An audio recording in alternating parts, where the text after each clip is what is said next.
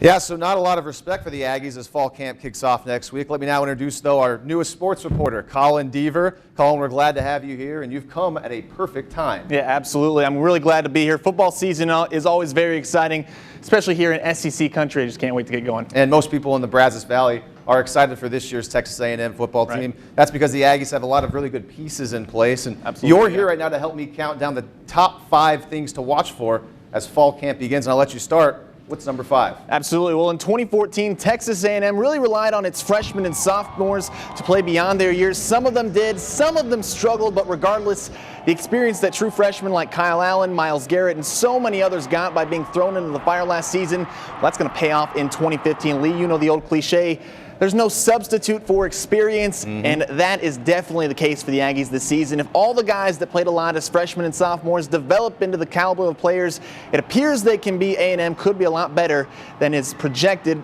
6th place SEC West finish, which is something I think they're definitely capable of. Yeah, I would have to agree with that assessment. Now to number 4, Kevin Sumlin brought in Dave Christensen to solidify the Aggies' offensive line and revamp the running game. Christensen expects his linemen to be great, and so far the Aggie players have bought in.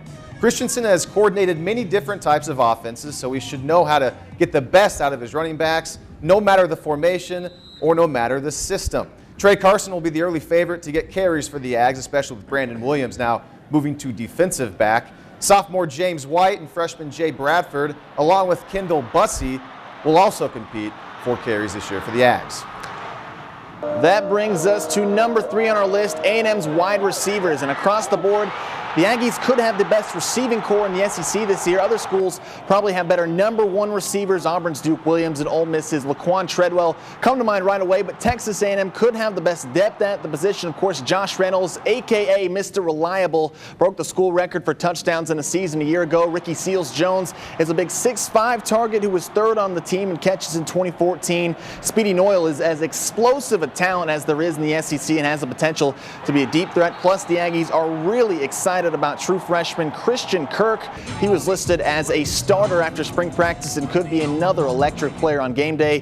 Throwing new wide receivers coach Aaron Moorhead, the Aggies are set at the position. The best part is that none of these guys are seniors, so they'll be around for a while. Yeah, it's going to be real fun to watch these core of receivers. Now at number 2 is the quarterback competition, the people that will be throwing the ball to those receivers. Now last November, then freshman Kyle Allen took over for Kenny Hill and played well, throwing 16 touchdowns and 5 starts, and was named the MVP of the Liberty Bowl. However, Allen will have one of the best recruits in the country on his heels in fall camp. Texas high school legend Kyler Murray, rated as the top dual threat signal caller in the class of 2015. Murray never lost a high school game and accounted for 78 touchdowns as a senior.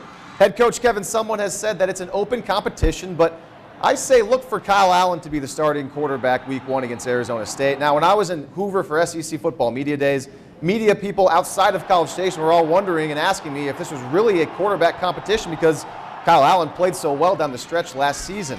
I tend to think Allen will win this job fairly easily. I think whoever they go with is probably going to do pretty well. And now we're on number 1 on our list of things to watch in fall camp. This is a big one. John Chavis was hired as Texas A&M's defensive coordinator in the offseason, away from LSU for a cool $1.5 million per season. He comes to College Station with just one task, and that's fix an Aggie defense that was 103rd in the country and last in the SEC a year ago. Conversely, LSU's defense was top 10 in the nation under Chavis in 2013, and he certainly has the tools for the job, and the cupboard isn't bare. Myles Garrett set the SEC freshman record with 11.5 sacks. Sophomore Armani Watts led the team in interceptions, and a big point of emphasis for Chavis will be forcing turnovers.